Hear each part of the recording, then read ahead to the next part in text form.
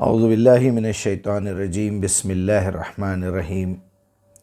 آج ہم سورہ نساء کی آیت نمبر 135 پڑھ رہے ہیں۔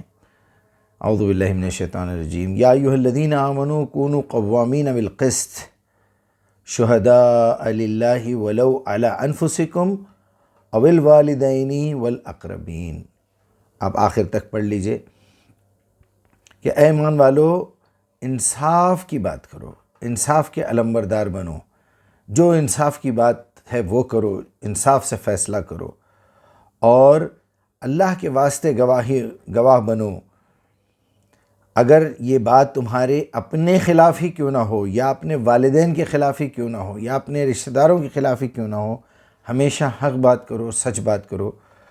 آپ کو یاد ہوگا، ہم بھی بچپن میں سنتے رہے ہیں کہ ایک روایت میں او کما قال علیہ الصلاۃ والسلام، آپ نے فرمایا کہ تم مجھے دو چیزوں کی ضمانت دو، میں تمہیں جنت کی ضمانت دیتا ہوں یا مغفرت کی ضمانت دیتا ہوں۔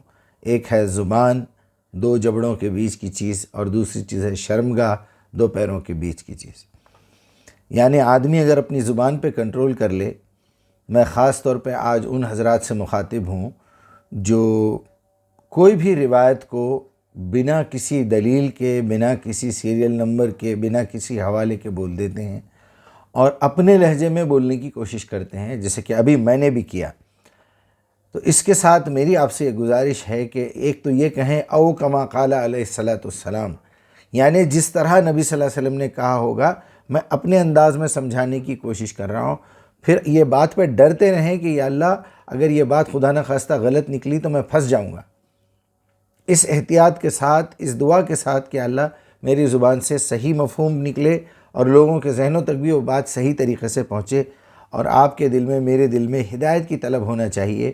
تو یہ اللہ کی ذمہ داری ہے کہ وہ ایک فاسق، فاجر، شرابی، جواری، گناہگار، کسی پاگل کے ذریعے سے بھی کوئی ایسی بات کہلوا دے گا جس سے آپ کو اور مجھے نصیحت ملے گی، بشرط یہ کہ آدمی ہدایت اور نصیحت کا متلاشی ہو، وہ طلبگار ہو، وہ اسے ڈھونڈ رہا ہو کہ مجھے سچ بات کہاں سے ملے گی۔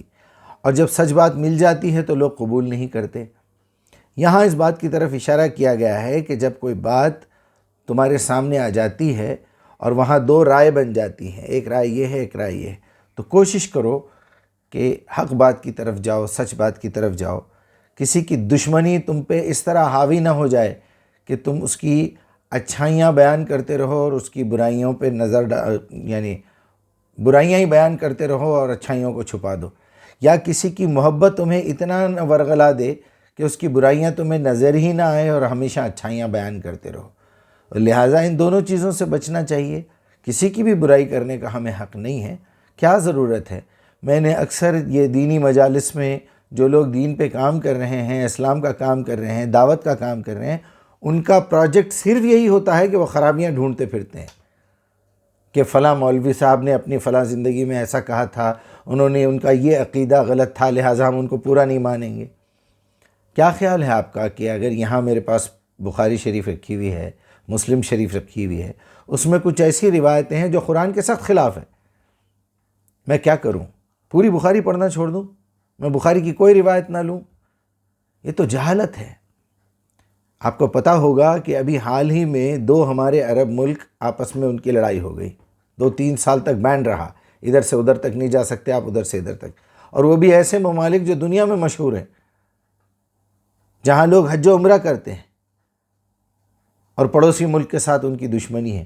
دشمنی اس لیول پہ پہنچ گئی کہ اپنے اپنے فریج نکال کے، اس کو کھول کے، اس کنٹری کا سامان اگر رکھا ہوا تھا اس کو نکال کے روڈ پہ ڈال دیا گیا، اس کنٹری میں اس کنٹری کا سامان تھا تو اس پہ روڈ پہ بہا دیا گیا، دودھ، کیک وغیرہ پھینک دیا گیا، اور کسی کو اٹھانے کی اجازت نہیں تھی۔ کیا دشمنی انسان کو اس لیول پہ پہنچا دے؟ کیا اب ان کو مسلمان سمجھا جائے گا؟ کیا ان کو قرآن نہیں معلوم؟ اور بہرحال بڑا افسوس ہوتا ہے کہ ہماری امت، ہماری قوم اس قدر بگاڑ پہ جا رہی ہے، اور دعوت کے کام میں آپ ایک بڑے مفسر، ایک بڑے اچھے، ایک ایسے انسان، صالح انسان کے اوپر تہمت لگا دیتے ہیں، کبھی کوئی ان کی ایک غلطی کو اچھال دیتے ہیں۔ ابھی جیسے میں نے کہا کہ بخاری میں کچھ روایتیں ایسی ہیں جو قرآن کے سخت خلاف ہیں، اور ایسی گھناؤنی بات ہے جو اماں عائشہ رضی اللہ عنہا پہ اور نبی صلی اللہ علیہ وسلم پہ ایک تہمت ہے، اور وہ ایسا میٹر ہے کہ یعنی آپ کسی معمولی گائنیکولوجسٹ سے پوچھ لیں تو وہ بتا دے گی کہ یہ تو بالکل غلط بات ہے۔ اور اب وہ ایک وجہ سے یا وہ ایک روایت کی وجہ سے میں پوری بخاری شریف کو چھوڑ دوں، یہ تو پاگل پن ہے۔ اچھا پھر یہ بھی کہا جاتا ہے کہ آپ عجیب آدمی ہیں کہ آپ کو جو حدیث پسند آتی ہے، جو روایت پسند آتی ہے آپ تو لے لیتے ہیں، جو آپ کو پسند نہیں آتی چھوڑ دیتے ہیں۔ ارے بھائی یہاں پر پسند ناپسند کا معاملہ نہیں ہے، یہاں صحیح اور غلط کا معاملہ ہے۔ مجھے میری پوری زندگی دیکھنا ہے، اس کی ایک پوری لسٹ بنانا ہے کہ میری زندگی میں کیا کیا چیزیں ہیں، میرے پیدا ہونے کے بعد، میرا بچہ پیدا ہونے کے بعد وہ کیا چیزیں ہیں جس کو میں میچ کر کے دیکھوں، اس میں اللہ کا کیا حکم ہے، اللہ کے نبی کا کیا طریقہ ہے، میرے خیال کو میں پورا پیوریفائی کروں، میرے اقوال کو پیوریفائی کروں، میرے عادات کو پیوریفائی کروں، میرے میں کوئی بری عادت تو نہیں ہے۔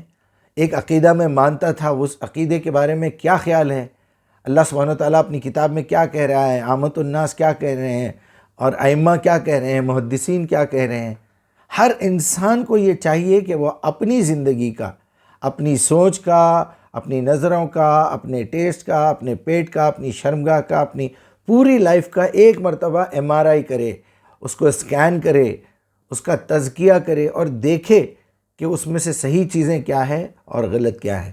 اور وہ دیکھنے کے دو ہی طریقے ہیں، ایک اللہ تعالیٰ سے التجا کہ یا اللہ میں یہ کام صحیح طریقے سے کرنا چاہ رہا ہوں، جو کچھ غلطیاں ہو گئی ہیں مجھے معاف کر دے۔ دوسرے قرآن، پھر آپ اس پہ آ جائیے فرسٹ پہ کہ یا اللہ جو کچھ بھی میں نے قرآن سے سیکھا ہے، سمجھا ہے، اس کا صحیح مفہوم میرے دل میں ڈالیے اور میں برائیاں چھوڑنا چاہتا ہوں، مجھے صحیح راستہ دکھائیے۔ جو ٹریننگ آپ کو دن بھر میں 17 رکعتوں میں دی جا رہی ہے وہ نماز ہے۔ نماز میں آپ کو قرآن سمجھ کے پڑھنا ہے، ورنہ آپ کی نماز نہیں ہے۔ اتنی لمبی صورتیں پڑھ رہے ہیں، پوری قرآن ابھی تراویحوں میں ہونے والی ہے، لیکن کسی کو کچھ پتہ نہیں، نہ امام صاحب سمجھ رہے ہیں نہ لوگ سمجھ رہے ہیں۔ یہ اس طرح قرآن کی بے عزتی مت کیجیے، یہ قرآن کے ساتھ گستاخی ہے، نبی کے ساتھ گستاخی ہے، اللہ کی آیاتوں کا کفر ہے، آیات کا کفر ہے کہ اللہ نے تو حکم دیا ہے کہ تم جب بھی نماز پڑھو سمجھ کے پڑھو، جب بھی تم اللہ کے سامنے کوئی بات کرو تو تمہارے دل میں، تمہارے دماغ میں وہ بات ہونی چاہیے، ورنہ تم کافر ہو، ورنہ تم مرتد ہو، ورنہ تم ظالم ہو، ورنہ تم فاسق ہو۔ دنیا بھر کی باتیں ہیں۔ بہرحال ابھی روزوں کے دن آ رہے ہیں، رمضان کا مہینہ آ رہا ہے، اللہ تعالیٰ اس مہینے کو ہمارے زندگیوں میں خیر خوبی کے ساتھ لائے اور خیر خوبی کے ساتھ لے جائے، اور اس میں ہمارے اندر تقویٰ پیدا ہونے کی صلاحیت ہو، اور فجر سے مغرب تک جو ہم کھانا پانی اور شہوت سے دور رہتے ہیں، حلال چیزوں سے بھی دور ہو جاتے ہیں، اسی طرح آگے آنے والے 11 مہینوں میں ہم کو یہ اسپرٹ ہمارے اندر وہ تقویٰ آنا چاہیے جس کے ذریعے سے ہم پورے 11 مہینے کم سے کم حرام سے بچیں۔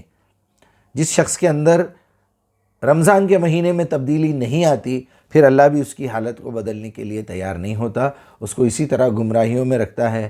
میں آپ لوگوں سے گزارش کرتا ہوں کہ بہترین مہینہ ہے، قرآن کو سمجھ کے پڑھیے، کم سے کم یوٹیوب پہ اس کا اردو ترجمے کا ایک پارہ ضرور سنیے، آپ کو 30 دنوں میں ایک پوری قرآن مکمل ہو جائے گی، اور اس کو اپنی زندگیوں میں جاری رکھیے۔